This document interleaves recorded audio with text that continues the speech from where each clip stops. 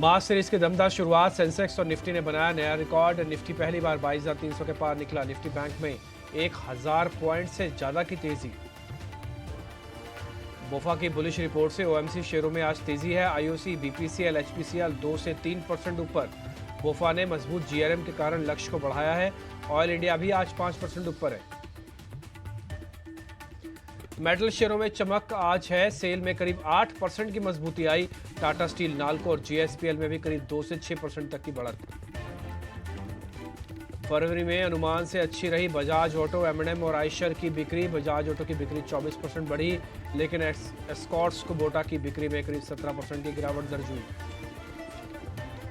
LNT में करीब 5% की मजबूती आई। गुजरात के हजीरा प्लांट में पहला हाइड्रोजन इलेक्ट्रोलाइजर बनाया। वहीं मुक्का प्रोटीन्स का आईपीओ अब तक करीब 5 गुना से ज्यादा भर चुका है। 224 करोड़ रुपए जुटाएगी कंपनी। प्राइस बैंड रखा गया है 26 से 28 रुपए के बीच। और कल शनिवार को भी खुलेगा बाजार। बीएसई और एनएसई का special trading session. Disaster recovery site की टेस्टिंग के लिए 2.25 घंटे होगी ट्रेडिंग।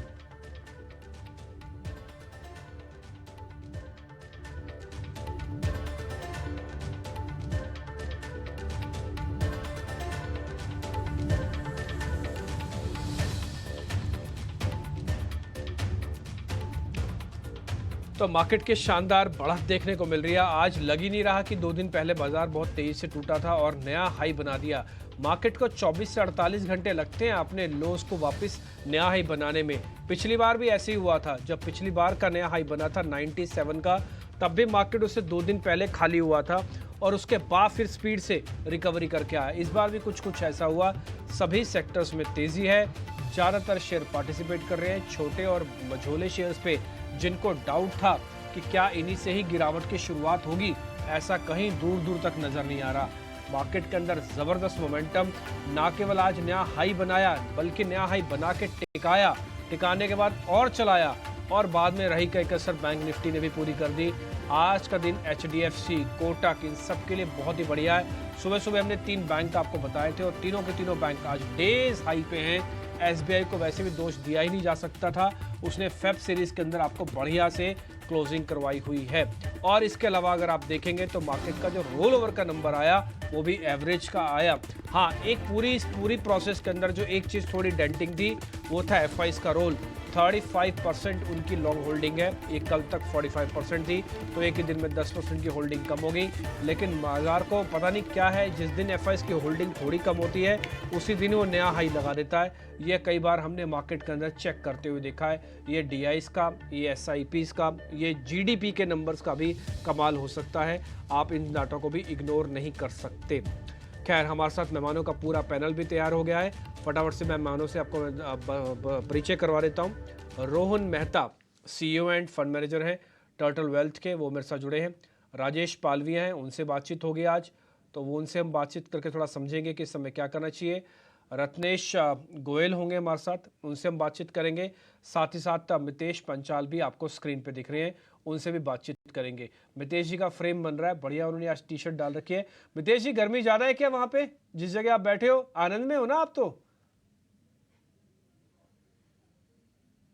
और गर्मी ज्यादा नहीं है सर, लेकिन आज अगर बाजार ने जो ऑल टाइम हाई किया है तो सोचा थोड़ा मूड चेंज किया जाए और थोड़ा जो पैटर्न है, टिपिकल पैटर्न में जो ड्रेसिंग होता है उससे थोड़ा हटके आ जाए तो क्या है, थोड़ा एक माहौल बन जाता है। क्योंकि बहुत दिनों बाद 349% निफ्टी ऊपर देखा है, 1000 पॉइंट के ऊपर बैंक निफ्टी देखा है, तो सोचा कि थोड़ा हम भी एंजॉय कर ले आज with respect to dressing only.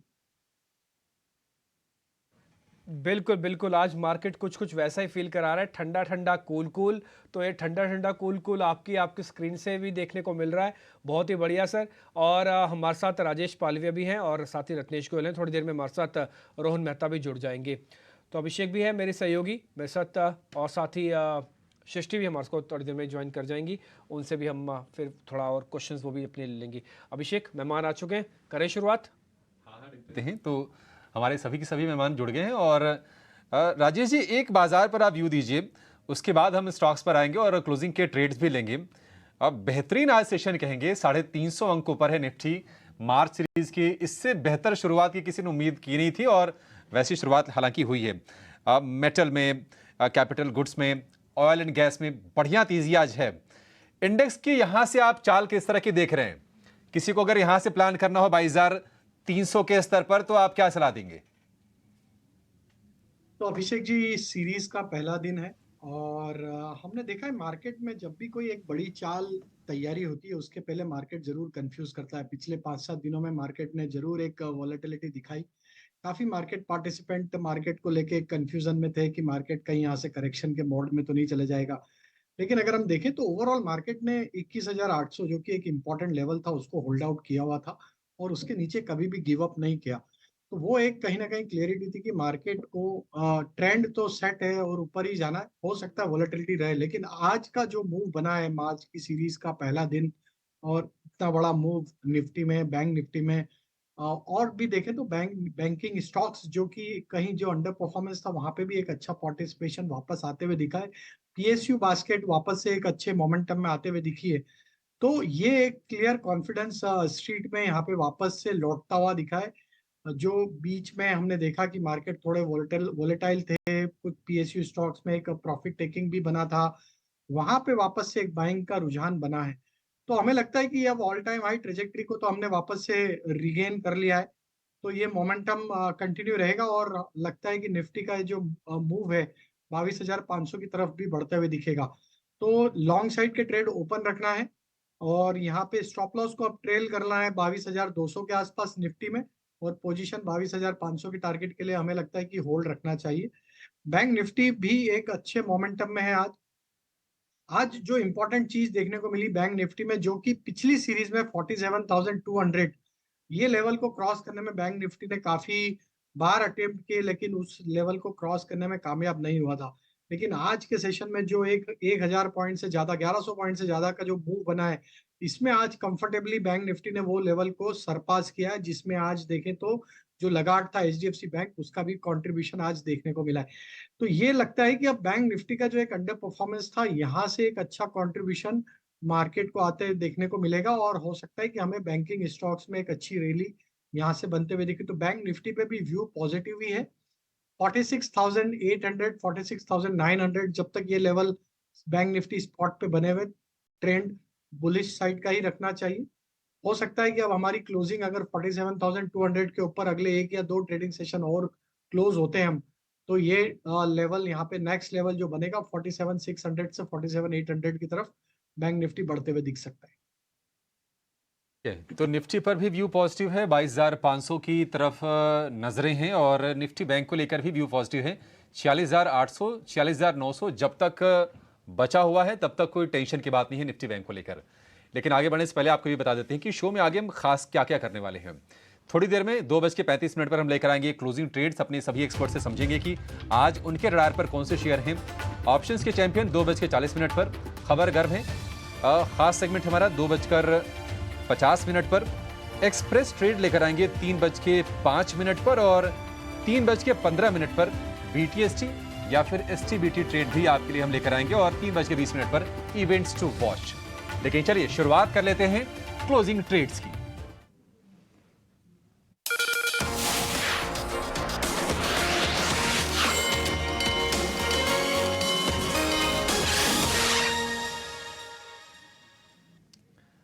Ratnesh जी, शुरुआत आपसे करेंगे। बताइए आपके दो ट्रेड्स कौन से हैं, कहां पर आपका कन्विक्शन है, क्या खरीद रहे हैं या फिर क्या बेच रहे हैं? Good afternoon everyone. सभी दर्शकों को नमस्कार। खैर बेचने का तो खैर सवाल नहीं आता। हाँ, किसी ने कुछ पुराना लिया तो वो जरूर बेच सकता है, प्रॉफिट बुकिंग कर सकता है उसमें। तो 3 ट्रेड होंगे मेरे। तीनों ट्रेड एक डाइवर्सिफाइड अलग अलग सेक्टर से होंगे। तो पहला जो रहेगा वो टाटा स्टील का रहेगा। यहाँ पे टाटा स्टील में काफी अच्छा एक लंबे कंसोलिडेशन के बाद में ब्रेकआउट देखने को मिल रहा है। तो 142 रुपए का एक स्टॉप लॉस लगाना चाहिए और 160 रुपए के टारगेट मेरे को यहाँ पे आते हुए दिखाई देते हैं। दूसरा जो ट्रेड रहेगा वो एक्सिस बैंक का रहेगा। एक्सिस बैंक में काफी लंबे कंसोलिडेशन के बाद में डेली चार्ट में कल के सत्र में इसने अच्छा हैमर कैंडल बनाया था जिसको फॉलो अप मिल रहा है। तो मुझे ऐसा लगता है कि इसमें जो तेजी रिज्यूम हुई ये बरकरार रह सकती है। यहाँ पे 1075 का स्टॉप लॉस लगा के 1130 रुपए का टारगेट मुझे आते हुए दिखाई देते हैं। तीसरा जो ट्रेड रहेगा वो टाइटन का रहेगा। टाइटन में भी काफी अच्छा कंटिन्यूएशन कंसोलिडेशन चल रहा था, उसमें आज के सत्र में ब्रेकआउट हमको देखने को मिला है। तो टाइटन में भी यहाँ पे 3730 रुपए का स्टॉप लॉस लगा के 3820 रुपए के टारगेट यहाँ पे मेरे को आते हुए दिखाई देंगे। और इसके साथ में कल का एक मैं अपडेट देना चाहूँगा। ऑप्शन का चैंपियन मैंने शेयर करा था 600 का अंबुजा का कॉल स्ट्राइक का 25 रुपए के आसपास में, जिसका टारगेट मैंने 35 रुपए दिया था। तो आज अभी इसने 34 रुपए का हाई बना लिया, तो लगभग वो टारगेट मेरा यहाँ पे आ गया है। ठीक है, तो बाजार में जब कन्विक्शन हाई हो, जब माहौल अच्छा हो, तो देखिए दोनों ही 3 स्टॉक निकल के आते हैं। रत्नेश जी से हमने 2 पूछा था, रत्नेश जी ने 3 बताए और तीनों के तीनों निफ्टी के स्टॉक। टाटा स्टील 142 का स्टॉप लॉस, 160 के टारगेट। एक्सिस बैंक 1075 का स्टॉप लॉस, 1130 के लक्ष्य। और टाइटन 3330 के स्टॉप लॉस, 3820 के टारगेट। ये 3 शेयर रत्नेश जी की तरफ से। मितेश, आपकी नजर कहां पर है, आप क्या सलाह दे रहे हैं? अभिषेक जी, स्पेशलिटी केमिकल्स और केमिकल सेक्टर से बहुत ही स्ट्रॉन्ग कमबैक हुआ है सिस्टम और मेथड के हिसाब से। तो पहला जो स्टॉक है वो विनीति ऑर्गेनिक्स है। हमें लग रहा है कि 1500 के ऊपर जो ब्रेकआउट मिला है बेस्ड ऑन सिस्टम और मेथड, वो सस्टेनेबल है और कहीं ना कहीं ट्रेंड रिवर्सल है और beginning of a new trend है।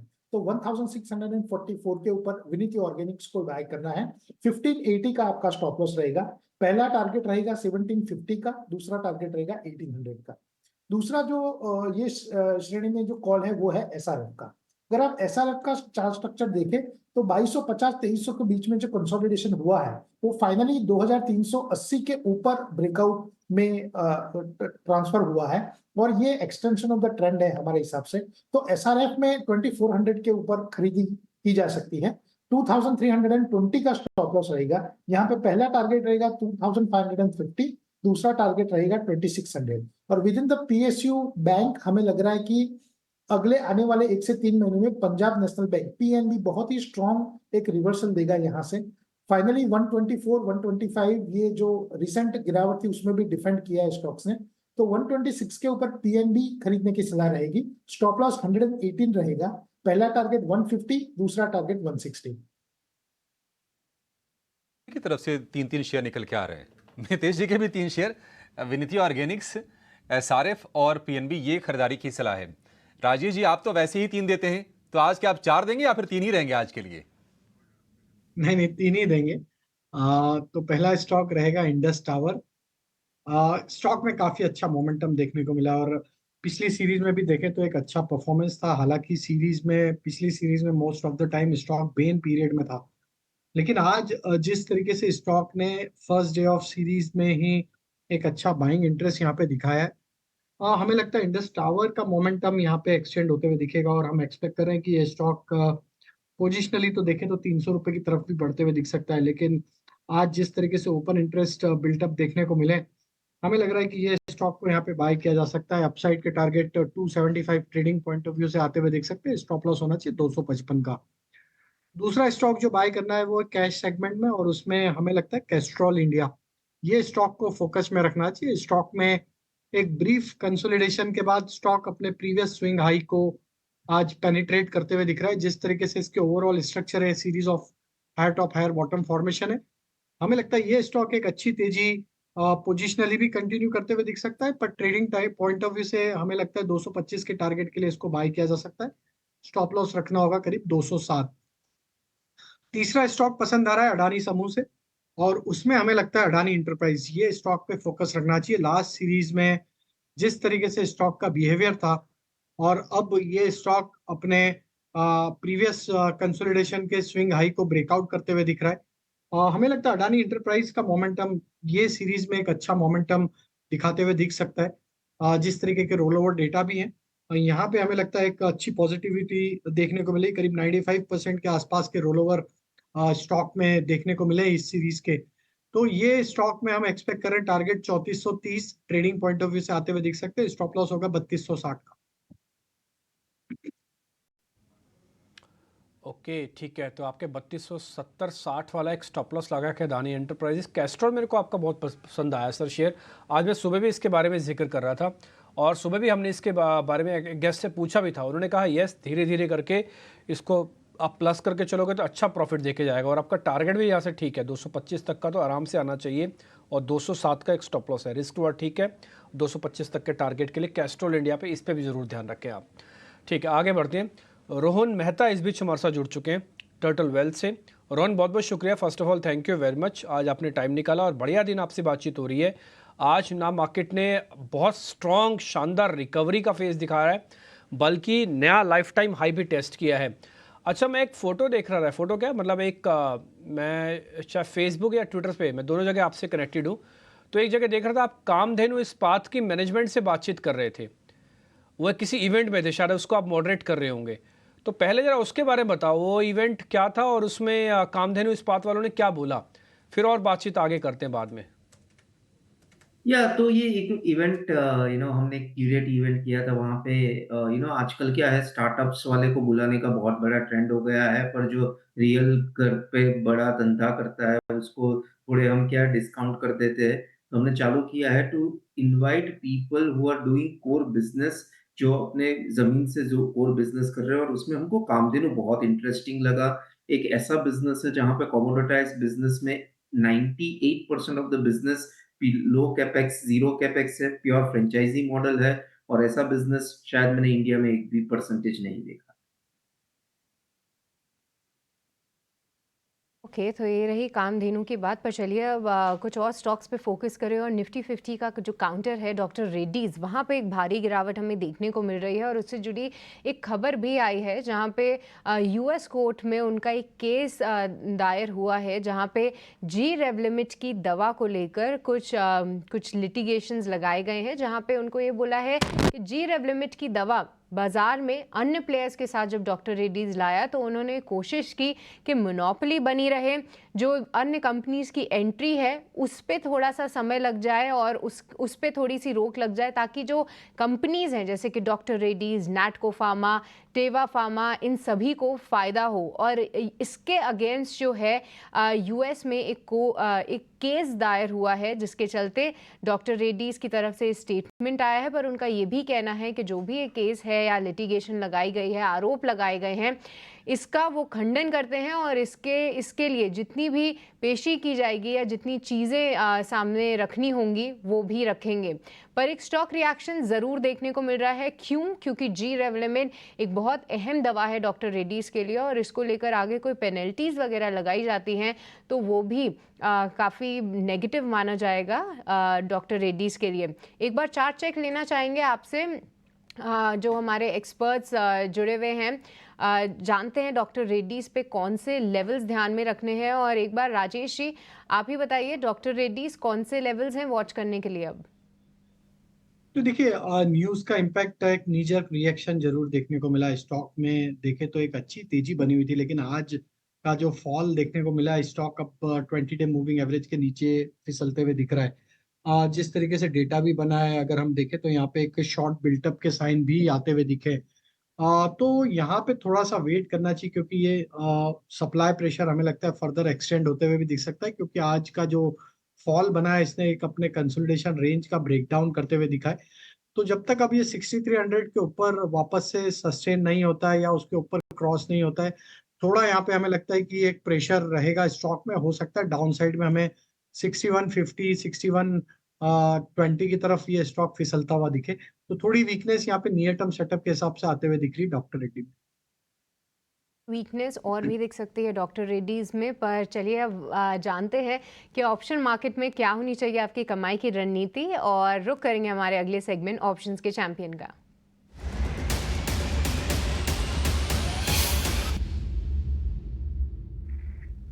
तो आज के ऑप्शंस की चैंपियन रणनीति बताने के लिए हमारे साथ जेएम फाइनेंशियल्स के अक्षय भागवत जुड़ चुके हैं। अक्षय, गुड आफ्टरनून, बताइए क्या कुछ रणनीति है ऑप्शन सेगमेंट से? Good afternoon. तो ऑप्शंस का चैंपियन के लिए स्टॉक का चुनाव किया है एक्सिस बैंक। बैंकिंग में बहुत अच्छा पॉजिटिव रुझान है, और एक्सिस बैंक का अगर आप प्राइस सेटअप देखें तो 1150 का प्राइस प्रोजेक्शन बन रहा है फिलहाल फॉर द मार्च सीरीज। तो इसके चलते रणनीति रहेगी कि आपको प्लेन वेनिला बाय कॉल करनी है 1100 की कॉल, जो करीबन 31 और 30 के आसपास ट्रेड हो रही है। इसमें आप टारगेट बना के चले 51 पहला टारगेट, इसमें एक्सटेंडेड टारगेट बनाइए 63, स्टॉप लॉस बनाइए आप 22। लॉट साइज है 625 एक्सिस बैंक की, तो एब्सोल्यूट प्रॉफिट पोटेंशियल बनेगा स्ट्रैटेजी में 12,500, और ये स्ट्रैटेजी में आपका रिस्क बनेगा 6,300 का। ऑलराइट, यहाँ पे एक्सिस बैंक पे पॉजिटिव नज़रिया और कॉल के ज़रिए आप इसमें ट्रेड ले सकते हैं। 1100 की कॉल खरीदें, 30 से 31 रुपए के बीच और उससे जुड़े स्टॉप लॉस और साथ ही जो टारगेट्स है वो भी आपकी स्क्रीन पे है।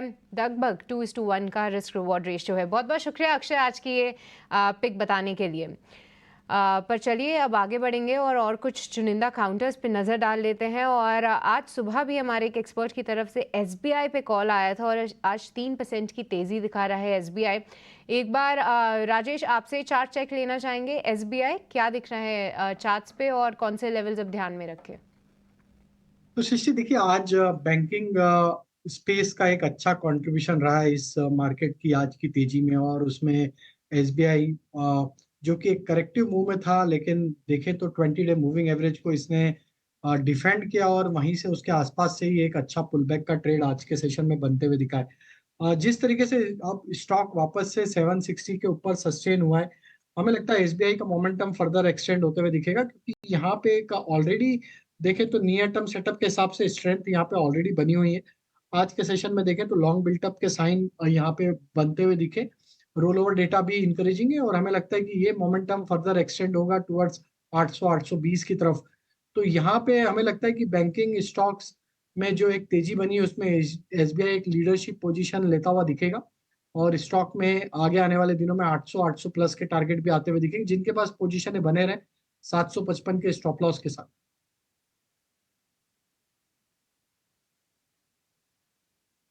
खैर बैंकिंग का तो आज पूरा योगदान है। आज HDFC, SBI, आज ये फ़र्क नहीं है कि वो सरकारी है या गैर सरकारी है, आज ये कोई फ़र्क ही नहीं है, सबके सब बढ़िया चलते हुए दिखे। अशोक लीलैंड के इस बीच नंबर्स अपने नीचे आप स्क्रीन पर देख पा रहे होंगे, ये सेल्स के नंबर आए हैं इनके, और सेल्स के नंबर के साथ साथ ही NMDC के भी प्रोडक्शन के नंबर आए हैं। ये NMDC के भी आए हैं क्या, एक बार ज़रा चेक कर लेना, कहीं मिक्स मत कर देना आप भी, ठीक है ना। तो ये NMDC के भी नंबर्स हैं और सेल्स के नंबर्स भी हैं, दोनों चलाओ एक साथ, दोनों ही चलाओ, NMDC भी चलाओ और अशोक लीलैंड भी चलाओ। NMDC भी दिखाओ जरा स्क्रीन पे, वो भी डेज हाई पे है। नीचे टिकर टीम NMDC और अशोक लीलैंड दोनों दिखाना, ठीक है। नंबर्स अभी आपके स्क्रीन पर आ जाएंगे। मैं फटाफट से जरा चार्ट चेक करवा लेता हूँ, फिर एक शेयर मेरी लिस्ट में मैं सुबह आपको नोटिस करवा रहा था, उसको जरा दिखाऊंगा आपको। अशोक लीलैंड, एक बार आपकी रिकमेंडेशन चाहिए इस पर, मितेश जरा चेक करना। अशोक लेलैंड में बेसिकली जो चार्ट स्ट्रक्चर है वो बहुत ही प्रॉमिसिंग है, लेकिन अनफॉर्चुनेटली वो जो स्टॉक है वो कहीं ना कहीं उसके नियर टर्म रेजिस्टेंस है उसको क्रॉस नहीं कर रहा है। So we are of the view के थोड़ा अशोक लेलैंड जो करंट लेवल है वहां से चलने में थोड़ा टाइम लगेगा। हम टेक्निकली उसका जो लेवल है वो देख रहे हैं बिटवीन 176 एंड 178, क्योंकि लगातार देखा गया है वीकली चार्ट और मंथली चार्ट के ऊपर कि जब भी स्टॉक बिटवीन 176 टू 178 आता है तो एक सेलिंग प्रेशर आ जाती है। तो वीकली चार्ट के ऊपर डिम्पी जी जब 178 के ऊपर अगर स्टॉक बंद आता है तो डेफिनेटली इट्स अ बाय, और उसके बाद की जो रफ्तार होगी वो कहीं ना कहीं स्टॉक को 200-225 तक ले जाएगी। ये एक थोड़ा सा फ्रस्ट्रेटिंग फेज और कंसोलिडेशन है, जैसे ही ये क्रॉस होगा स्टॉक बहुत ही बड़ी रैली के लिए रेडी हो रहा है। ठीक है, तो सर मैं आपकी बात को सुन के और ये नंबर्स को देख के फिर मैं सौदा ले लूँ ना सर? आप 225 तक का टारगेट दे रहे हो, फिर मेरे को जरा स्टॉप लॉस भी दे दो अगर 225 तक जाएगा शेयर तो। ये लेकिन जो मैंने बोला वो केवियट यही है कि 178 के ऊपर वीकली क्लोज आना चाहिए, उसके बाद आप 160 का स्टॉप लॉस लगा के ट्रेड ले सकते हो, जिसमें पहला टारगेट 200, दूसरा टारगेट 225। देखिए अशोक लेलैंड का अगर आप क्वार्टरली भी चार्ट देखें डिम्पी जी, तो जब उसकी चाल शुरू होती है तो अराउंड 15-20% की रैली आती है, और जो करंट कंसोलिडेशन है यही दिखा रहा है कि एक बार ये 178 क्रॉस हो जाएगा उसके बाद ये स्टॉक रुकने का नाम नहीं लेगा। सो 225 इज अ डन डील, लेकिन कंडीशन यही है कि 178 के ऊपर उसका वीकली क्लोज आना चाहिए। बढ़िया सर, आपने अच्छे से बता दी, मैं फिर से रिपीट कर देता हूँ। इसमें आपको 178 के ऊपर आके प्लस करना है, 160 का तब स्टॉप लॉस लगेगा, 18 रुपये का बनेगा। पहला टारगेट 200, फिर 225 का टारगेट है। अगर प्रोड्यूसर साहब ने प्लेट छाप भी पाए ना तो छाप भी देना, ताकि किसी तरह की कोई दिक्कत ना हो। देखिए टाटा मोटर्स तो चल ही रहा है, वहाँ 2-5 रुपये ऊपर नीचे हो जाएगा, फ़र्क नहीं पड़ेगा। ये शेयर चलने को है, इसलिए इसके बारे में पता होना ज़रा ज़रूरी है कि क्या स्टॉप लॉस और क्या टारगेट होना चाहिए हमारा। इसलिए हमने कैटेगोरी अलग से पता किया। टाटा मोटर्स को किसी ने 800 पे लिया, 850 लिया, 900 लिया, 925 लिया, वो तब भी फायदे में है, बट अशोक लीलैंड ने ऐसा काम नहीं किया अभी। ठीक, आगे मैं एक शेयर आपको दिखाना चाहता हूँ, वो है steel authority of India limited. सुबह हम ये शेयर को 3.5% पे था, फिर ये 5% आया। 2-3 बार मैंने इसके बारे में डाटा को नोटिस भी करवाया। हमारे यूट्यूब के व्यूअर है काकू सिंह, उनका नाम है। तो हमने कहा कि हमको तो कल ही थोड़ा आइडिया लग रहा था कि मेटल कंपनीज में से सेल बढ़िया चल सकता है। तो अगर आप ये डेरिवेटिव एक्सपायरी का डाटा चेक करेंगे ना सर, रोल ओवर और खासकर किसके इंडेक्स का वेटेज में पॉजिटिव नेगेटिव रोल ओवर हो रहा है, तो आपको बहुत सारे शेयर पता लग जाएंगे।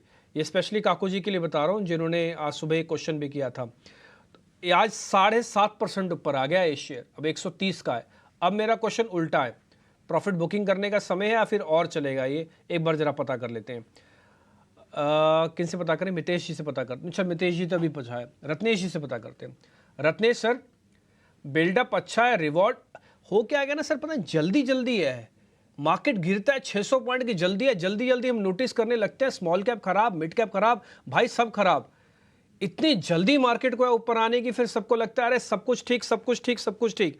ये 24 घंटों के अंदर हो रहा है सर। आजकल सेल ने भी सर 7.5-8% चला के दिखा दिया एक ही दिन में, ये भी जल्दी में ऊपर आ गया है। प्रॉफिट बुक कर जाऊं कि BTST करूं? जल्दी शब्द है बहुत सभी के जहन में बहुत ज्यादा बस गया है आजकल। हल्की से जल्दी पैसा भी बनाना है, तो बाजार भी उस तरह से ही आजकल रिएक्ट करता है। जल्दी या तो गिर जाता है या बढ़ जाता है। पर डिम्पी जी, अगर किसने लिया है आपके सजेशन पे, या आपने जो सुझाव दिया था या डाटा जो आपने देख के बोला था कि चल सकता है, तो अगर उस पे से किसी ने लिया है तो मेरे हिसाब से इसमें अभी बने रह सकते हैं। स्टॉप लॉस अपना ट्रेल करते रहना चाहिए। यहाँ पे जो स्टॉप लॉस ट्रेल करना चाहिए मेरे हिसाब से वो एक 127 रुपए के स्टॉप लॉस से ट्रेल करे इसको। एक बार ये कभी भी अगर आज की क्लोजिंग में, कल की क्लोजिंग में 133 रुपए के ऊपर आ जाता है, तो इसमें जो टारगेट बन सकते हैं वापस 145 रुपए तक के बन सकते हैं। तो मेरे हिसाब से 127 रुपए के स्टॉप लॉस से इसको भी ट्रेल करते रहे चलें। सेल को लेकर ये व्यू, लेकिन हम ईटी न्यूज़ स्वदेश पर आपके लिए शेयर बताने के साथ साथ आपके ज्ञान बढ़ाने का भी काम करते हैं। हमारी एक सीरीज है टेक्निकल शास्त्र, और टेक्निकल शास्त्र में आज हम विशाल मलकान से समझेंगे कि कब स्ट्रेटजी क्या होती है और इससे कैसे बाजार में फायदा कमाया जा सकता है। आइए देखते हैं, फिर आगे बढ़ेंगे, कुछ और शेयरों की चर्चा करेंगे। नमस्कार दोस्तों, मेरा नाम है विशाल मलकान और आज के वीडियो में हम सीखेंगे कप पैटर्न। कप पैटर्न बहुत ही पॉपुलर, बहुत ही फेमस और बहुत ही पावरफुल पैटर्न होता है, जहां से आप मल्टी बैगर स्टॉक्स को भी आइडेंटिफाई कर सकते हो on the long term chart. ये मेरा पर्सनली फेवरेट पैटर्न है और हमारे सारे स्टूडेंट्स भी यही पैटर्न पे ज़्यादातर ट्रेड करते हैं। तो चलिए देखते हैं ये कप पैटर्न होता क्या है। ये कप जो होता है, जैसे कप का नाम है ऐसे कप बनता है और कभी कभी उसमें हैंडल भी बनता है। So or some people call it cup and saucer or saucer pattern also, depending on how deep the pattern is. Let's see the examples on your screen, which is cup pattern. So what happens is a stock goes through a long cycle of decline, then accumulation, then advance. बहुत सालों के बाद वो ऊपर आता है फिर से और वही लेवल पे आके अटक जाता है जहाँ पे उसने बहुत साल पहले टॉप बनाया था, which we call as the neckline or the resistance. Now our job is to trade only above the neckline. कभी कभी ये नेकलाइन को क्रॉस करने में सालों लग जाते हैं। सो हमको एंटिसिपेशन में ट्रेड नहीं करना है, हमको कन्फर्मेशन पे ट्रेड करना है। Once you have a breakout, which we call that, जो पॉइंट पे वो ब्रेकआउट होता है उसको बोलते हैं resolution point, and once it breaks out that's when we enter the stock. So this is a very simple cup. ना इसमें कुछ चीज़ें अगर मैं आपको फिल्टर करने को बोलूँ तो जितना लंबा कप होगा उतना अच्छा है। चलिए कुछ एग्जाम्पल्स देखते हैं। यहाँ पे जैसे अभी रिसेंटली आपने DLF में कप देखा था जो ऑलमोस्ट 14 साल का कप था, 2009 से लेके 2023 में, राइट। उसको इतने साल लगे कंसोलिडेशन, डिक्लाइन के बाद, डिजनरेशन के बाद, एक्यूमुलेशन के बाद, एडवांस और फिर ब्रेकआउट। और जैसे ही उसने ब्रेकआउट दिया 450-500 के ऊपर, वो तुरंत कुछ महीनों में 800 टच हो गया, right. So that's what the power of, इतने सालों के बाद ब्रेकआउट होता है। Longer the cup stronger the move, जितना लंबा कप होगा उतना अच्छा मूव होगा। अब ये सिंपल है, जैसे ब्रेकआउट होता है उसके ऊपर बाय करना है। अगर फिर से कभी कभी वो रेजोल्यूशन पॉइंट या नेकलाइन के पीछे चला जाए, नीचे चला जाए, then that cup fails. Mind you, सारे कप पैटर्न या सारे पैटर्न्स कभी ना कभी फेल होते हैं, ऐसी कोई भी पैटर्न नहीं जो हमेशा चलती है। तो हमको हमारा स्टॉप लॉस हमेशा पता होना चाहिए। तो कुछ और एग्जांपल्स देखते हैं, जैसे PFC, ये भी काफ़ी अच्छा स्टॉक जो लास्ट एक साल में इतना बढ़ गया और इसका ब्रेकआउट हुआ 2023 में और उसका जो नेकलाइन है वो 2009 से चला, अगेन 14 साल का कप। अब आप देखोगे कि ये ऑलमोस्ट कुछ ही महीनों में 3 गुना हो गया। तो लोगों को ऐसा भ्रम है कि टेक्निकल एनालिसिस खाली शॉर्ट टर्म ट्रेडिंग में काम आता है, लॉन्ग टर्म के लिए तो आपको फंडामेंटली देखना पड़ेगा। बट अगर आप सही चीज़ जानते हो, जैसे सही पैटर्न जानते हो और मंथली चार्ट्स को उसको एनालाइज करते हो, तो आप लॉन्ग टर्म के लिए भी स्टॉक्स टेक्निकल एनालिसिस से खरीद सकते हो और इन्वेस्ट कर सकते हो, right. So this is the power of technical analysis, जो इस शॉर्ट सीरीज ऑफ वीडियोज से मैं एक्सप्लेन करने की कोशिश कर रहा हूँ। हमने पहले भी कुछ वीडियोस किए यही चैनल पे, जहाँ पे हमने RSI की बात की, डबल टॉप डबल बॉटम की बात की। So make sure you watch all the series, it's also available on the YouTube channel. So यहाँ पे REC जैसे सेम PFC और REC का भी सेम कप दिख रहा है आपको। फिर हम और एक देखते हैं जो है PG इलेक्ट्रोप्लास्ट। यहाँ पे आप देखोगे कि कप पैटर्न कंप्लीट होने के बाद कुछ महीनों तक वो वहीं पे रेजोल्यूशन पॉइंट और नेकलाइन के नज़दीक चलता रहा, मतलब वो एक कप के साथ एक हैंडल बना रहा था और उसके बाद उसने ब्रेकआउट दिया। अब ये रिलेटिवली छोटा कप है 5 साल का, तो उसके सामने हमने REC PFC का 15 साल का कप देखा। सो जितना लंबा कप होगा उतना स्ट्रॉन्ग मूव होने की संभावना है। जैसे बोलते हैं जितना बेस स्ट्रॉन्ग हो उतना लंबा बिल्डिंग बनेगा, वैसे ही ये सेम पैटर्न है, right. So we can see some more examples like sugar stock. यहाँ पे भी क्लियरली आपको दिख रहा है कि ये कप बना रहा है और फिर एक छोटा सा हैंडल भी बना रहा है और फिर उसके बाद ब्रेकआउट दे रहा है। अब यूजुअली टारगेट क्या होता है, जितना वो कप का डेप्थ है, मतलब बॉटम से लेकर टॉप तक जहाँ तक नेकलाइन है रेजोल्यूशन पॉइंट, उतना ही वो ऊपर टारगेट दे सकता है, which is like a good target, मतलब जितना है उतना डबल ऊपर हो सकता है। सो ये मिनिमम टारगेट है। जैसे मैंने बताया कि अगर लंबा कप है तो उसके मल्टीपल टारगेट्स भी आ सकते हैं। तो इसमें पहले कुछ चीज़ें जो आपको हमेशा ध्यान रखनी है, हमेशा मंथली चार्ट्स पे आपको कप को आइडेंटिफाई करना है, डेली चार्ट्स पे कोई कप नहीं होता है। और ये ज़्यादातर स्टॉक्स, इंडिविजुअल स्टॉक्स पे दिखता है, इसमें कोई करेंसी या कमोडिटी या इंडाइसिस पे नहीं दिखेगा। जैसे निफ्टी में कप नहीं होगा या बैंक निफ्टी में कप नहीं होगा, बट स्टॉक स्पेसिफिक हो सकता है।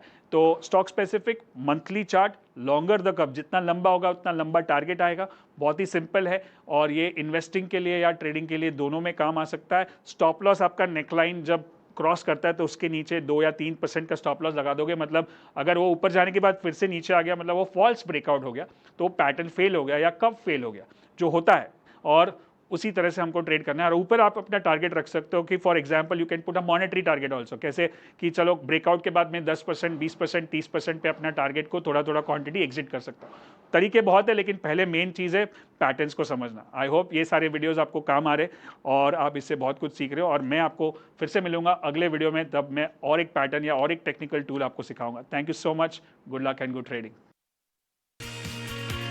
31 मार्च से पहले टैक्स की माथापच्ची, क्या खर्च।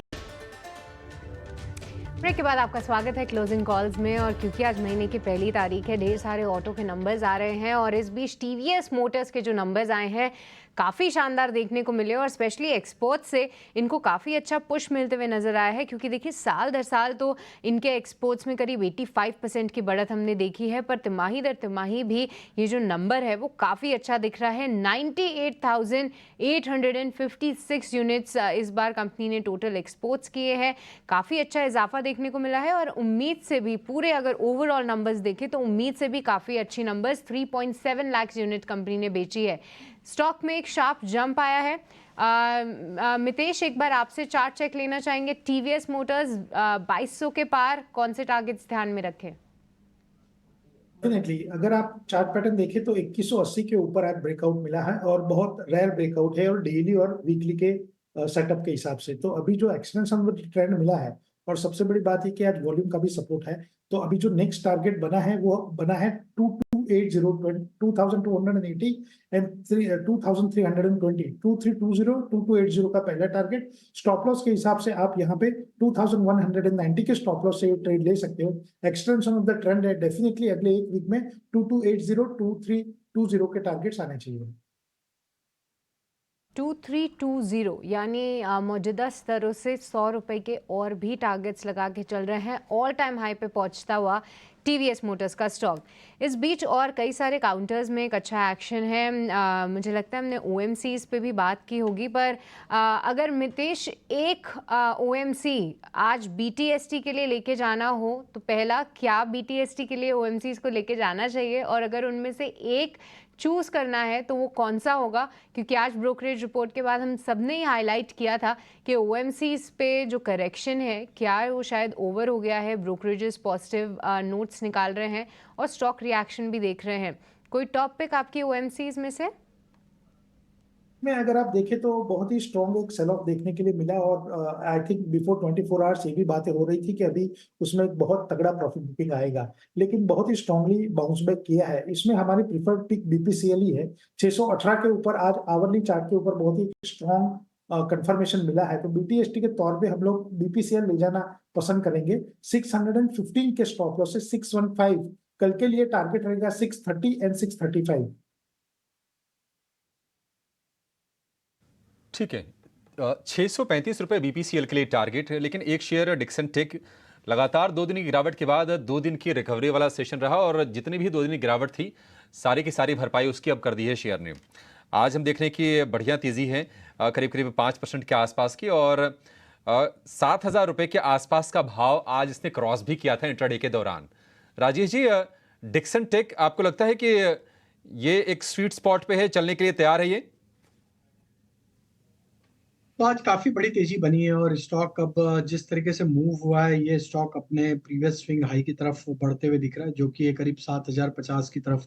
हमें लगता है अगर ये 7,050 के लेवल को क्रॉस करने में कामयाब होगा तो इसका ये मूव एक्सटेंड होता हुआ दिखेगा, क्योंकि एक ये ब्रेकआउट होगा क्लियर कट एक डेली और वीकली सेटअप के हिसाब से।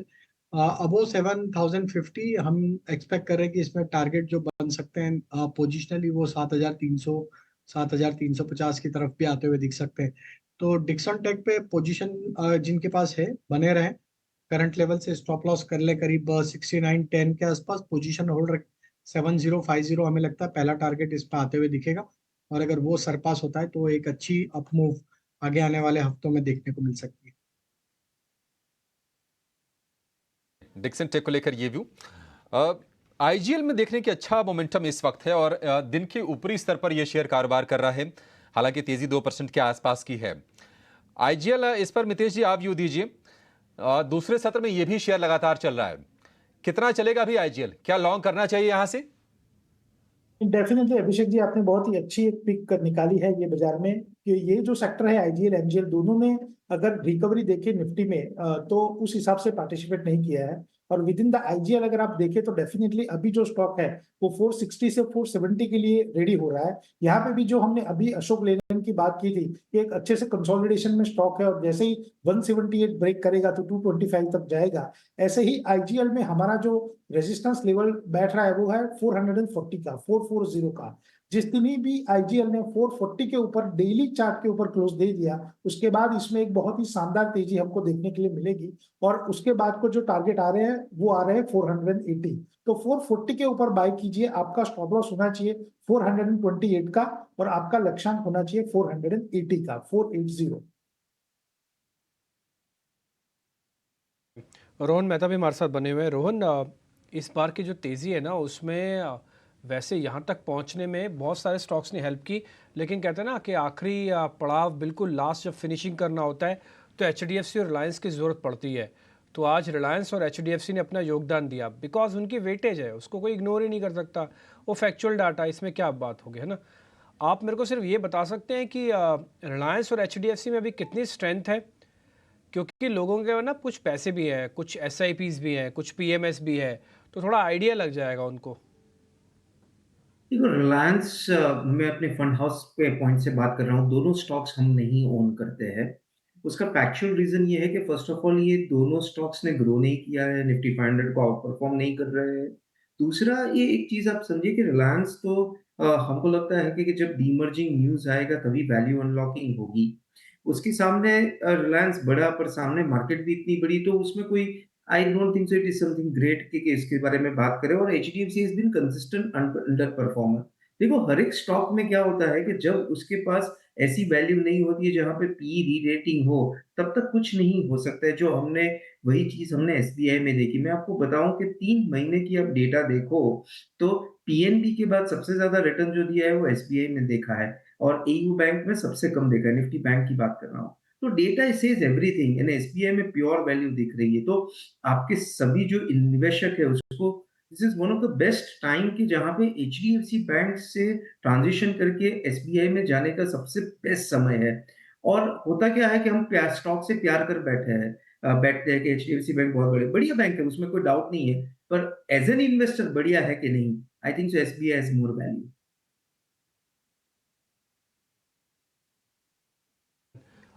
अगर मैं रोहन आपसे ये पूछूं कि इस मार्केट के ऑल टाइम हाई को आप भूल जाओ, आप ये भी भूल जाओ कि बाज़ार के अंदर उथल पुथल हो सकती है, और ये भी भूल जाओ कि बहुत सारी चीज़ें मार्केट के अंदर वैल्यूएशन को कुछ कंसर्न्स हैं, अगर मैं आपसे प्योर एक इन्वेस्टिंग कॉल पूछूं तो आप मेरे को 2 शेयर का नाम बता सकते हैं? मैं आज से ही आपके कहने पर उसमें सिप बांध दूंगा। फर्स्ट ऑफ ऑल तो मैं नहीं मानता हूँ कि SIP is a great way of investing into stocks because over valuation valuation देखना चाहिए। अब इंडेक्स फंड में कर सकते हो सिर्फ, स्टॉक्स में it's not a great value. But आप जब पूछ रहे हो एक स्टॉक दो स्टॉक, तो आई थिंक सो हम जहाँ पे हैवी वेट है वहां पे ही बात करते हैं मैम। तो oil India I believe that आज की तारीख में भी बहुत अच्छे वैल्यूएशन पे मिल रहा है और वहां पे ग्रोथ करने की जगह बहुत है। डिस्क्लेमर, हमारे फंड में हमने इन्वेस्ट किया है और आज ये बोलने के टाइम पे हमने कुछ भी कोई ट्रेड नहीं लिया है, just on to the insider trading policy. अच्छा डिस्क्लोजर भी आपने दे दिया और बता भी दिया शेयर का नाम, तो ऑयल इंडिया है लिस्ट में, उस शेयर को ध्यान रखा जाए। अच्छा, ये बात सिर्फ आज हम शुक्रवार के सेशन के लिए नहीं कर रहे हैं, कल भी आपको काम करना होगा। मितेश जी, कल के लिए भी तैयार है ना आप? राजेश सर, आप भी ऑफिस आ रहे हैं कि कैसे घर से करेंगे आप? राजेश सर, आप घर से करोगे कि कल ऑफिस आओगे आप? नहीं डिम्पी जी, ऑफिस आना पड़ेगा क्योंकि मार्केट की एक्टिविटी तो रहनी है। बहुत तो बढ़िया। हम ऑफिस से ही काम करेंगे। हाँ, अच्छा लग रहा है आपको ऑफिस आना सर? सैटरडे को आपको ध्यान है ना, आप जनवरी में भी आ चुके हो एक बार 20 तारीख को। नहीं देखिए, मार्केट चालू है तो काम तो करना ही होगा, समझ रहा हूँ क्योंकि सर। तो सैटरडे हो कि संडे हो मेरे को आना तो मालूम है सर पड़ेगा। आप किस मन से बोल रहे हो, कोई बात नहीं, मैं आपसे ज़रा पूछूंगा नहीं। मैं आपके दुखते मन को ज़रा छेड़ना नहीं चाहता सर, मेरे को मालूम है आप कैसे बोल रहे हो, मैं वो तकलीफ समझ सकता हूँ, लेकिन करें क्या सर? सारे एक्सचेंजेस और सारे सभी के आगे सब नतमस्तक हैं, उन्होंने कहा हमको अपना डिजास्टर मैनेजमेंट चेक करना है, तो आप सबकी ज़रूरत है, आप सब सहयोगी बनो। हम सब सहयोगी है सर, कल रहेंगे, कल आ जाएंगे सैटरडे को, कोई दिक्कत थोड़ी ना। लेकिन मेरी एक रिक्वेस्ट है एक्सचेंजेस से, बस रिक्वेस्ट ये है कि आप एक ही बार में जितने सर्वर चेक करने हैं, जितने डिजास्टर मैनेजमेंट चेक करना है, एक बार में कर लो। फिर अगले सैटरडे को मत बोलना कि हम पार्ट 2 करना चाहते हैं, हमारा भी पूरा चेक नहीं हुआ। आपको जो करना भाई साहब आप कर लो, आप आधा घंटा और बढ़ा लो। अच्छा, टाइमिंग की बात है, मैं टाइमिंग जरा आपकी स्क्रीन पे ले आता हूँ, जरा दिखाइए ना वो वाले ग्राफिक्स, कब से कब तक क्या होगा, कैसे होगा, जरा हम आपके लिए बना के लेके आए हैं। पहला सत्र होगा सुबह जैसे मार्केट खोलता है वैसे ही, 9:15 बजे मार्केट की ट्रेडिंग हो जाएगी शुरू, लेकिन 10 बजे हो जाएगा। एक अच्छी बात है, इस बार थोड़ा हम जैपनीज टेक्नोलॉजी के साथ काम करेंगे, बीच में लंच का ब्रेक भी है। वैसे मैं ये चाहता हूँ कि लंच ब्रेक ना वैसे हमेशा होना चाहिए, वजह मैं बताता हूँ उसकी क्यों। जितने भी मार्केट के पार्टिसिपेंट हैं, चाहे मितेश जी हैं, रोहन जी हैं, राजेश जी हैं, चाहे हम सब हैं, हम सब ना मार्केट को 8 बजे 7 बजे आपके रखने से पहले 6 बजे उठ जाते हैं। तो 6 बजे के हिसाब से 6 घंटे बाद कम से कम खाने की रिक्वायरमेंट होती है, ब्रेक होना चाहिए बीच में। तो ये मेरी एक रिक्वेस्ट है, आगे कोई माने ना माने सबकी बात है। तो लेकिन कल ब्रेक मिल जाएगा आपको। कल 9:15 से 10 बजे का ट्रेडिंग सेशन है, फिर 11:30 से 12:30 का सेशन है। तो आप 2 चरणों में करेंगे काम। एक जो सबसे इंपॉर्टेंट चीज़ है मैं आपको क्लियर कर दूं, वो वन लाइनर है कि 5% का सर्किट। F&O के शेयर भी पार्टिसिपेट करेंगे, अर्निंग्स वाले भी करेंगे, सब कुछ आएगा, लेकिन कोई भी शेयर 5% से ज़्यादा चलेगा नहीं, 5% से ज़्यादा टूटेगा नहीं। इसमें वो शेयर भी पार्टिसिपेट करेंगे, उनकी विंडो भी खोली गई है जिन पे 2% के सर्किट्स लगते हैं और वो ओकेशनली ट्रेड करते हैं, जैसे वीक में उनके 2 दिन डिसाइडेड होते हैं तो वो काम कर रहे हैं, इलिक्विड शेयर्स जिनको टिपिकली हम कहते हैं। तो उनकी विंडो भी कल खुली है, और जो भाव कल की क्लोज के भाव होंगे वही भाव मंडे को मान्य भी होंगे। तो ये हमने आपके सामने डिटेल रख दिया, पहला सत्र, दूसरा सत्र। अब चाहे अच्छे मन से आइए चाहे बुरे मन से आइए, आना तो बॉस पड़ेगा सबको, क्योंकि एक्सचेंजेस है, BSE और NSE दोनों ने उठाना है, और ये सेबी की गाइडेंस के उसके अकॉर्डिंग हो रहा है। ठीक है जी, आगे बढ़े। राजेश सर, अच्छा रत्नेश जी से एक शेयर मेरे को और पता करना है। रत्नेश सर एक बार जरा ये राजेश सर ने एक शेयर दिया है कैस्ट्रॉल, एक बार जरा आप भी चेक कर लो कि आपको भी ठीक लग रहा है क्या? कैस्ट्रॉल इंडिया थोड़ा लंबा रखना चाहते हैं। अब पैनल में है राजेश जी, उनको मत देखना, आप अपने हिसाब से देख के बताना। नहीं सर, राजेश सर ने देखा है अपनी बिल्कुल बारीक निगाहों से, लेंस लगा के देखा, तो इसमें कोई डाउट ही नहीं, उसमें कोई दूसरा प्रश्न नहीं बनता है। बिल्कुल काफी अच्छा मैं पता क्यों, ये सुनो स्टॉक है, और ऐसा मुझे सुनो, अब आप सुनो, नहीं नहीं, एक मिनट, नहीं नहीं, एक मिनट रोको, पहले रोको। ये इसलिए पूछ रहा हूँ कि आप दोनों ना इंदौर के हो, ठीक है, हो दोनों आप इंदौर के हो। रत्नेश जी, आप भी इंदौर से बिलोंग करते हो? बिल्कुल बिल्कुल डिम्पी जी, बिल्कुल। ठीक है, अब अगर इसका टारगेट आप 254 आएगा ना, तो अपनी भाषा में, इंदौरी भाषा में बताना। इसका टारगेट मान लो 254 आए तो उसको क्या से बोले, जरा वो भी बोल के दिखाना। टारगेट आ रहा है कि मतलब कैसा बोलना कि टारगेट आने वाला नहीं यही तो चाहिए, टारगेट आ रहा है। और अगर मान लो 254 आ रहा है तो उसको भी बोल के दिखाओ सर, 254 को भी बोल के दिखाओ। 254 254 तो ठीक है। तो मैं सर मान लूं आ रहा है टारगेट 254 वाला। बिल्कुल आ रहा है डिम्पी जी, इसमें कोई डाउट ही नहीं है, कोई दूसरे डबल माइंड की जरूरत ही नहीं है, इसमें बिल्कुल आ रहा है और बहुत जल्दी आ जाएगा ये टारगेट। कैस्ट्रॉल पे 254 इंदौरी भाषा में वो आ जाएगा, भरोसा करके चलिए। हमारे 2 एक्सपर्ट का कन्विक्शन हो गया है इस शेयर पर। और कल एक और एक्सपर्ट हमारे साथ थे, फंडामेंटल एक्सपर्ट, उन्होंने भी भरोसा जताया था कैस्ट्रॉल पर और 240 रुपए के लक्ष्य दिए थे फंडामेंटल बेसिस पर। तो कैस्ट्रॉल अपने फोकस में जरूर आप रखिएगा।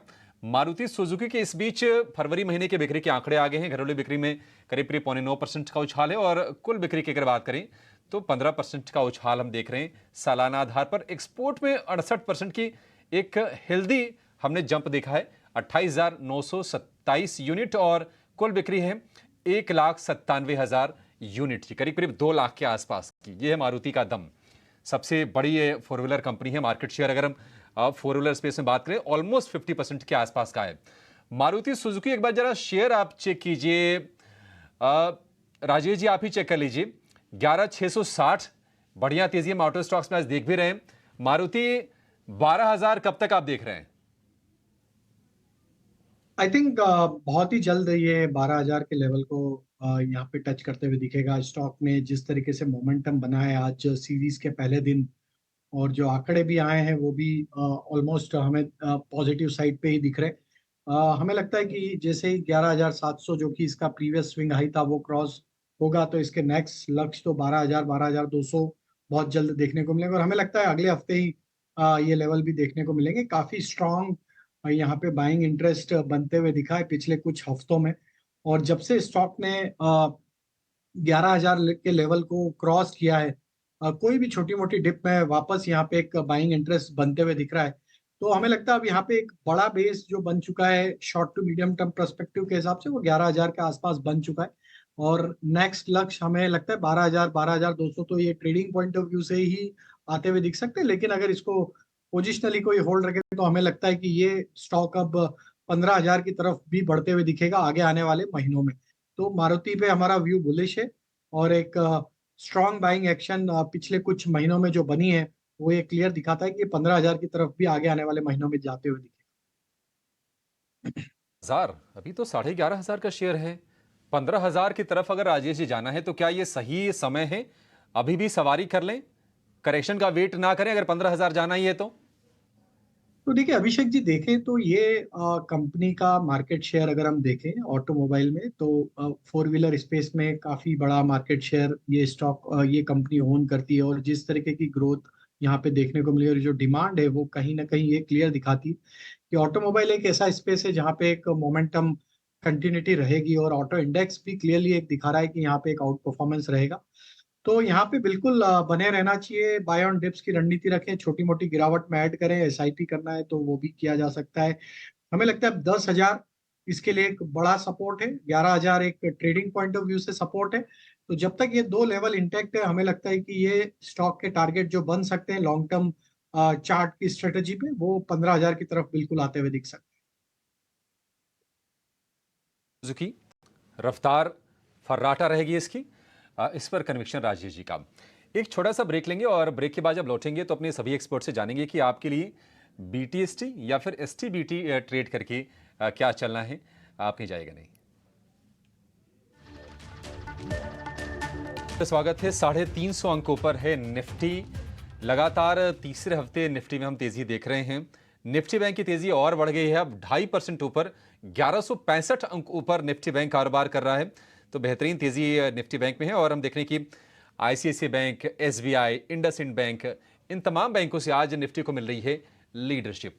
लेकिन BTST या फिर STBT तो खैर नहीं होगा, BTST होगा। अपने एक्सपर्ट के पास जाएंगे और समझेंगे कि अभी ट्रेड करके कहाँ पर जाना है आपको। मितेश जी, शुरुआत आपसे करेंगे। बताइए BTST ट्रेड्स आपके क्या हैं आज के? एक से भले BTST में दो बताएंगे, अच्छा लगेगा। हाँ, दो ही स्टॉक है अभिषेक जी। पहला है अदानी ग्रुप से अदानी एंटरप्राइज। अदानी एंटरप्राइज में बहुत ही एक स्ट्रॉन्ग री-रेटिंग हुआ है 3300 के ऊपर, और हमें लग रहा है कि कल के सत्र में अदानी एंटरप्राइज बहुत ही अच्छा एक प्रदर्शन करेगा। तो 3347 के ऊपर फ्यूचर अभी ट्रेड कर रहा है। 3320 के स्टॉप लॉस से लेना है अदानी एंटरप्राइज के फ्यूचर को। पहला टारगेट रहेगा कल के लिए 3380, दूसरा टारगेट 3400 का। दूसरा जो स्टॉक हमें अच्छा लग रहा है यहाँ पे वो है बालकृष्ण इंडस्ट्रीज। अगर आप देखें तो बालकृष्ण इंडस्ट्री में 2250 के ऊपर एक ब्रेकआउट मिला है आवली चार्ट के ऊपर।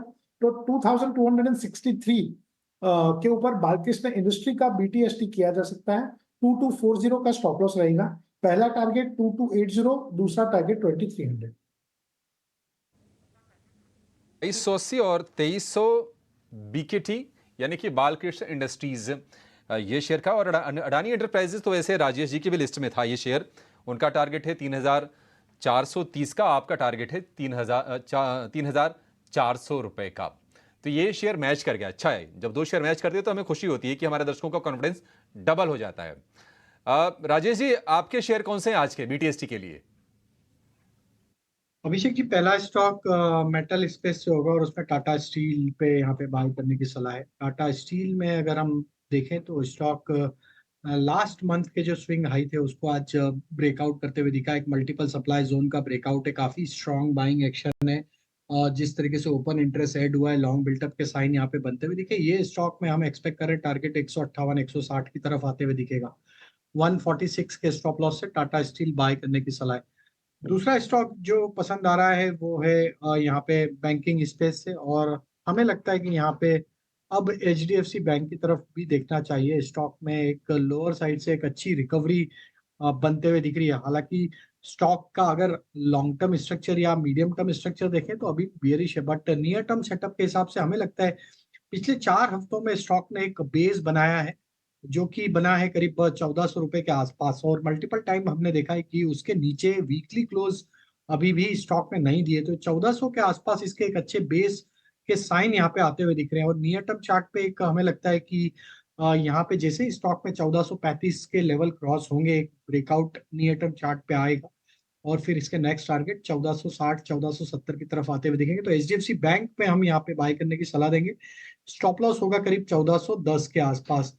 तीसरा स्टॉक जो पसंद आ रहा है वो है कोल इंडिया का। एक करेक्शन के बाद स्टॉक में आज के सेशन में जिस तरीके से वापस से बाइंग इंटरेस्ट बना है, स्टॉक का अगर ओवरऑल स्ट्रक्चर देखें तो बुलिश ही है। एक नियर टर्म करेक्शन था, 20 डे मूविंग एवरेज को आज रीगेन करने के पूरी कोशिश करते हुए दिख रहा है स्टॉक। हमें लगता है कोल इंडिया का ये मूव एक्सटेंड होते हुए दिख सकता है और अपसाइड के टारगेट 460 की तरफ आते हुए दिख सकते हैं। स्टॉप लॉस होगा करीब 442 के आसपास। टाटा स्टील 146 के स्टॉप लॉस के साथ खरीदने की सलाह है। 150 रुपए के आसपास का भाव है टाटा स्टील का। 0.7% की तेजी। HDFC बैंक और कोल इंडिया के अभी प्रोडक्शन के आंकड़े भी आपकी स्क्रीन पर थे। बिक्री के आंकड़े, बिक्री 12% बढ़ के 65.3 मीट्रिक टन रही है। ईयर ऑन ईयर ये फिगर है, तो एक बढ़िया आंकड़े कोल इंडिया की तरफ से। 2.5% ऊपर ये शेयर है।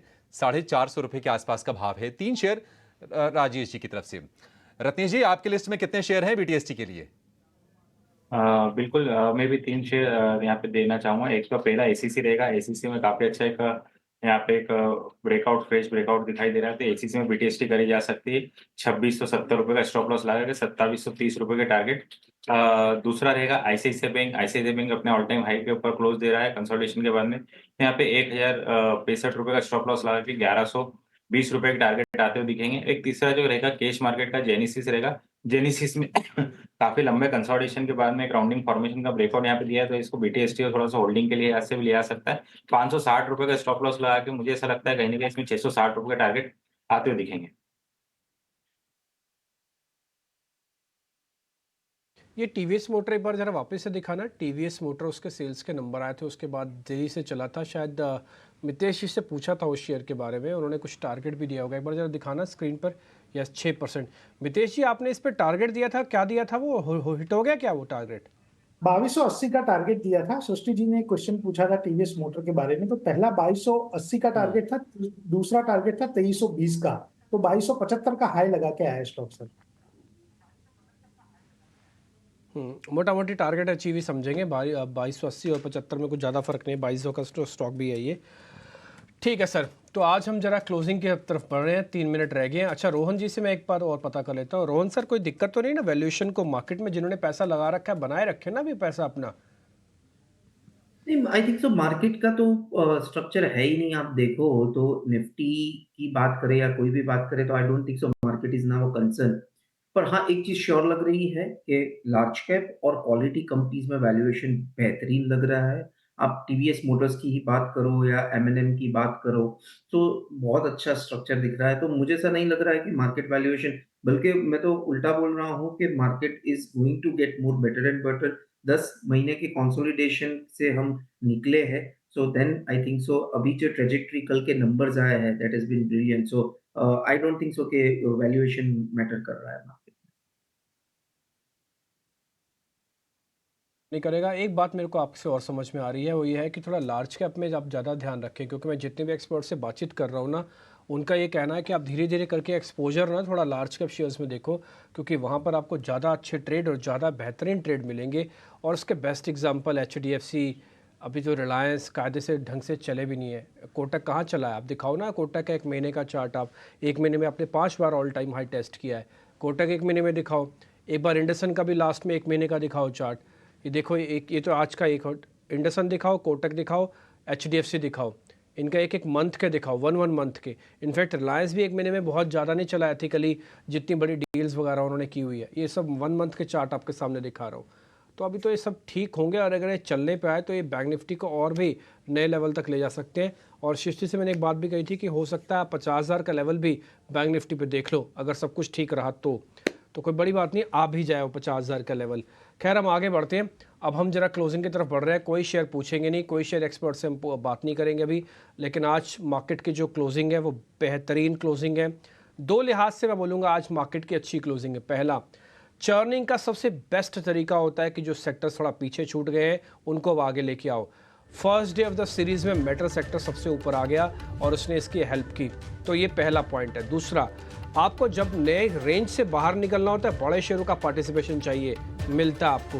रिलायंस ने दिया, HDFC ने दिया, और भी शेयरों ने दिया, लेकिन इनकी वेटेज सबसे ज़्यादा, इसलिए मैं इनको सिर्फ नोटिस करवा रहा हूँ। तीसरा पॉइंट, जब स्मॉल कैप और मिड कैप के ऊपर थोड़े से बादल गरजते हैं कि हाँ ये है, कहीं दिक्कत की बात तो नहीं है इन सब में, वहाँ पर भी आपको एडवांस डिक्लाइन 2-4 दिन में ही ठीक हो जा रहा है। इसका मतलब कि आपको थोड़ा सिलेक्शन करना होगा। ज़्यादा लेने की ज़्यादा ज़रूरत नहीं है, बट सेलेक्टिव लेने की ज़्यादा ज़रूरत है। बस इतना ही काम आपको करना है कि मैं बहुत ज़्यादा से थोड़ा सिलेक्शन में आ जाऊँ, बस इतना ही ध्यान रखना है। 1540 शेयर आज एडवांसेस के साथ है। मार्केट के आज का मिड कैप और स्मॉल कैप का इंडाइसिस भी ठीक बंद हुए हैं। निफ्टी बैंक करीब 2.5% ऊपर जाके बंद हुआ। 1100 पॉइंट की एक ही दिन में तेज़ी आई। आज हमारा जो सुबह जब हम डिस्कशन करते हैं उसमें टारगेट था 46,800 का, फिर 47,000 मैक्स था, लेकिन आज में 47,200 भी हमने देख लिया। ऑयल मार्केटिंग कंपनीज अगली बार के लिए या अगली सीरीज़ के लिए या अगले मैं बोलूँगा आप कई सालों के लिए भी one of the finest play हो सकता है। कहते हैं ये ना केवल ऑयल मार्केटिंग कंपनीज रहेंगी, बल्कि आगे चल के ये सारी की सारी कंपनीज एनर्जी के नए स्वरूप में आपको बनती हुई दिखेंगी। हो सकता है आज से 8 साल बाद IOC के जितने पेट्रोल पंप आप देख पा रहे हो वो सब के सब चार्जिंग स्टेशन में कन्वर्ट हो जाए, तो इससे बेहतर बिजनेस क्या हो सकता है। ये सब मार्केट के अंदर अलग अलग चीज़ें चलती हैं, समझते हैं, आप भी उसको ज़रूर ध्यान दिया कीजिएगा और नोटिस भी कीजिए और अपने इंटेलेक्चुअल माइंड से भी आप उसको थोड़ा आइडिया लिया कीजिएगा। रोहन, बहुत शुक्रिया, थैंक यू वेरी मच, आज आपने टाइम निकाला, बातचीत हुई आपसे। राजेश पालविया जी, बहुत बहुत शुक्रिया, thank you very much. Mitesh sir, thank you very much, बहुत बहुत शुक्रिया। और रत्नेश जी, बहुत बहुत शुक्रिया, थैंक यू वेरी मच। कुछ मेहमान तो हमारे साथ कल भी जुड़ेंगे, तो कल सैटरडे का सेशन है, कल तैयार रहिएगा। कल सुबह फिर आपसे मुलाकात होने जा रही है और कल सुबह 8:30 बजे से हमारी प्रोग्रामिंग शुरू हो जाएगी, ताकि उसमें आपके सामने जो स्टॉक्स टू वॉच हैं या जो ब्रोकिंग की कुछ छोटी मोटी रिपोर्ट्स आएँ या कुछ और खबरें आएँ आज शाम को मार्केट बंद होने के बाद, वो सब अच्छे से डिस्कस हो पाए। 8:30 बजे ET Now स्वदेश के साथ जुड़िएगा इस मार्केट की स्पेशल ट्रेडिंग सेशन में। नमस्कार।